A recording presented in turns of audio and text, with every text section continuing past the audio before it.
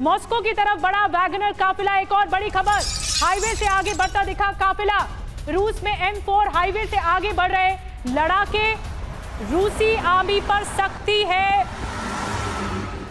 बड़ा हमला कर सकती है। 20 से 21 घंटे में मॉस्को पहुंचेगा वैगनर ग्रुप। अब देखिए जो नया ठिकाना, नया अड्डा है वो इस तरह से सामने आया है।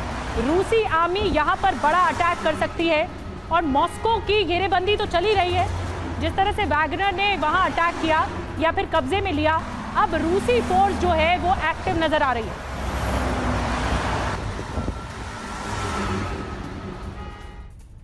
और एक और बड़ी खबर, किले में तब्दील हुई रूस की राजधानी मॉस्को।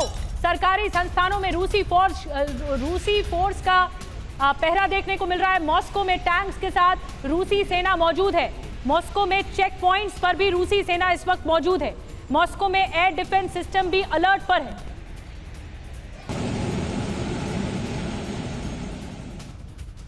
और अगली बड़ी खबर आपको बता दें, मॉस्को से मिटाए जा रहे वैगनर के निशान।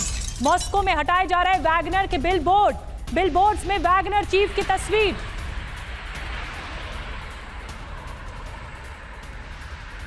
मेजर जनरल जीडी बख्शी साहब, मैं आपके पास आ रही हूं। अब ये हालात हो गए हैं कि अब क्या करेगा रूस, क्योंकि पहले ही अंतर विरोध में, अंतर लड़ाई में फंस गया है और अब दूसरी तरफ जो दुश्मन है वो सर उठा लेंगे।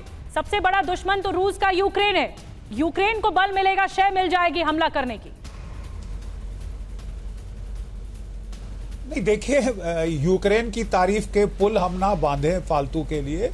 मैं कहना यह चाहता हूं कि इमीडिएट फर्क नहीं पड़ेगा यूक्रेन की लड़ाई में, क्योंकि वहां पे रूस ने 3 टायर ट्रिपल डिफेंसेस बना लिए हैं, जिन्होंने तमाम जो यूक्रेनियन काउंटर ऑफेंसिव्स थे उनको नाकारा कर दिया है।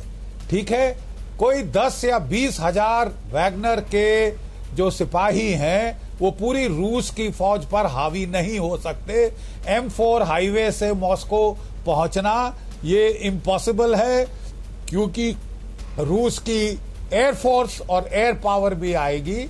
रूस के पास ऑप्शंस क्या है, जरा हम काम आवाज में इसको एनालाइज करें तो रूस के पास ऑप्शंस हैं। पहले उन्होंने कोशिश की कि बातचीत से सरेंडर करा लिया जाए, नहीं सफल हुआ।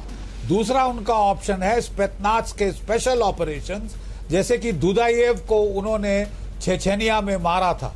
उसने जो अपना मोबाइल फोन इस्तेमाल कर रहा था उसके ऊपर जीरो इन करके उन्होंने मिसाइल दागे थे और दुदायेव को मार डाला था। चेचन वॉरलॉर्ड जो था उसको भी वो मेरा ख्याल अब खत्म करने की कोशिश करेंगे, ये प्रिगोजिन को।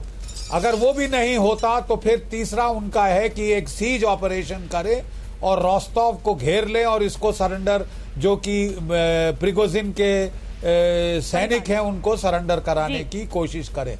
और अगर ये सब नहीं कामयाब होता तो फिर वो इस फोर्स को डिस्ट्रॉय करने की कोशिश करेंगे। इससे जो रूस का काउंटर ऑफेंसिव जो जाना था अभी यूक्रेन में, उसमें काफी डिले और दखल पड़ सकती है। बहुत बड़ी बात आपने बख्शी साहब बताई कि अब रूस के पास ऑप्शन क्या है। मैं आऊंगी आपके पास बख्शी साहब और चर्चा के लिए कि ऑप्शन क्या है और क्या कुछ ऑप्शन के बाद जब हाथ सरेंडर हो जाएगा तो फिर क्या प्रिगोजिन पर हमला होगा रूस की तरफ से।